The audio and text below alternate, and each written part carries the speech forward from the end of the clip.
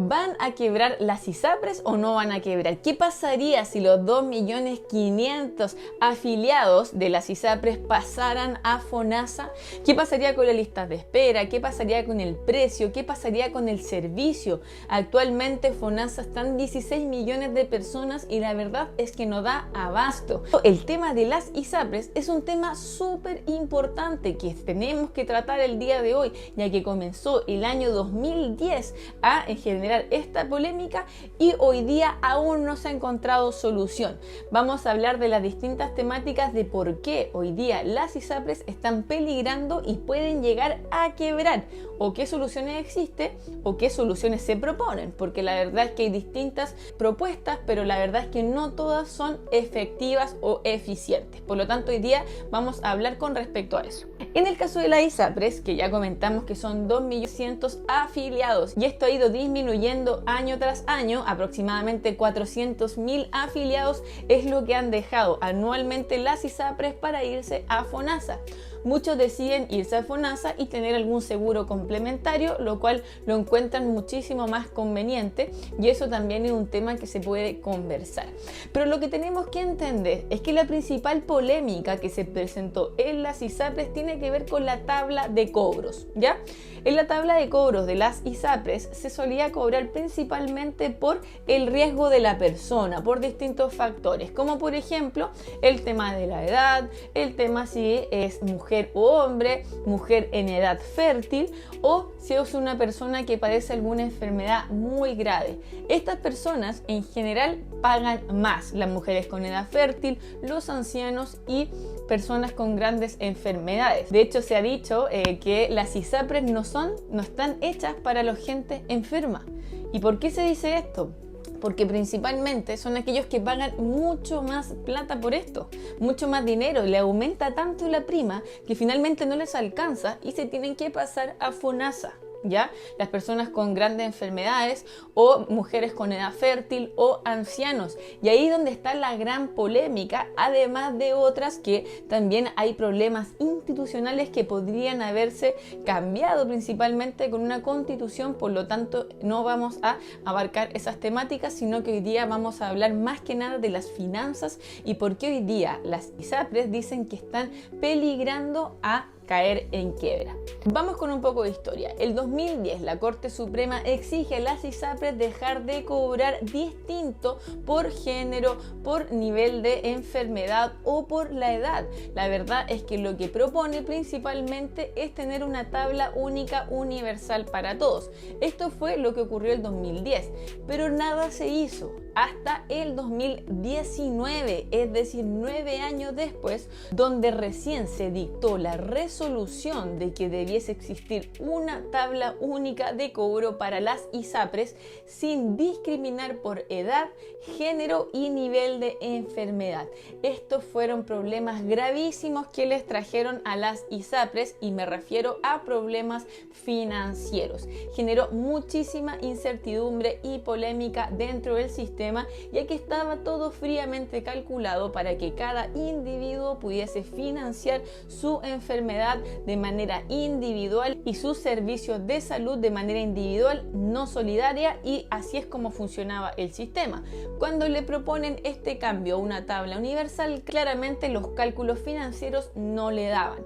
¿Qué fue lo que ocurrió? Esto comenzó a regir el 2020, pero lo que ocurrió principalmente es que no comenzó a regir para todos. Solamente aquellos que sabían de esta resolución reclamaban y se les adaptaba el cobro, pero a no todos. Aproximadamente un 25% de los reclamos fueron aquellos que recién se les adaptó el cobro a esta resolución, pero claramente hubo muchas personas que siguieron pagando exactamente lo mismo a pesar de la resolución que exigía que no había que discriminar ni por edad ni por género.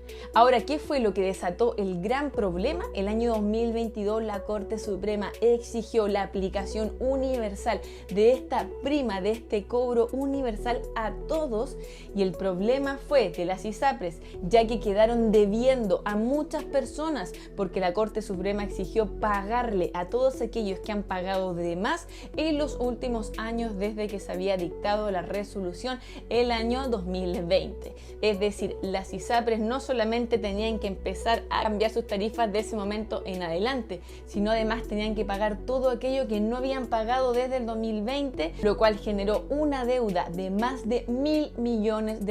Ahora, ¿qué pasa si las ISAPRES dicen vamos a pagar? Pueden quebrar, y si quiebran, ¿qué pasa con el sistema de salud? Para ello hay distintas propuestas. Una, por ejemplo, que es muy importante aclarar, porque me imagino que muchos tienen esta duda, tiene que ver con el GES, aquellas enfermedades como por ejemplo cáncer, las cuales si quiebra una ISAPRE tienen que seguir su continuidad de tratamiento. Si no la siguen, claramente hay un peligro de muchos afiliados. Estamos hablando de más de 300.000 personas que se acogen al GES en el caso de las ISAPRES.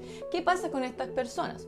Una de las propuestas, que no soluciona el problema total, pero sí se encarga de lo más importante, que es de las personas, es que si llegaran a quebrar las ISAPRES, las personas que se están acogiendo al GES en las ISAPRES podrían llegar a tener la misma atención en FONASA, pagando claramente lo mismo que pagan actualmente en la ISAPRES, pero en este caso a la administración de FONASA, y debiese seguir el tratamiento continuo. Esa es una de las propuestas que aún no se ha aprobado, pero claramente son urgentes, porque el día de mañana, si llegara a quebrar la ISAPRE, créanme que va a haber un drama enorme con todas estas personas que hoy día tienen riesgo de salud y que no podría seguir su continuidad de tratamiento. Es un tema gravísimo que tiene que solucionarse lo antes posible.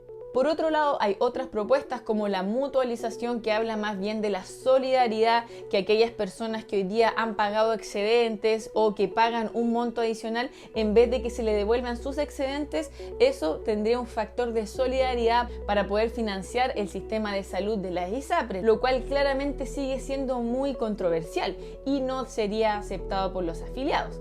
Ahora, ¿cuáles son las otras propuestas? El ICSA, este indicador que refleja los precios del sistema de salud, no como el IPC principalmente, ya que el IPC abarca una canasta de 300 productos o 280 actualmente. En el caso del ICSA simplemente estaría abarcando los productos del área de salud y que los precios se adaptaran, los precios que se le cobran a los afiliados se ajustaran al ICSA.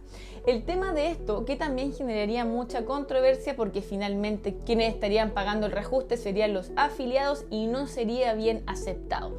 Por lo tanto, hoy día hay muchas propuestas y aún no hay una solución concreta. Estamos en un grave riesgo de un quiebre de las ISAPRES, lo cual tenemos que saber que generaría un impacto en FONASA y en todo el sistema de salud en Chile.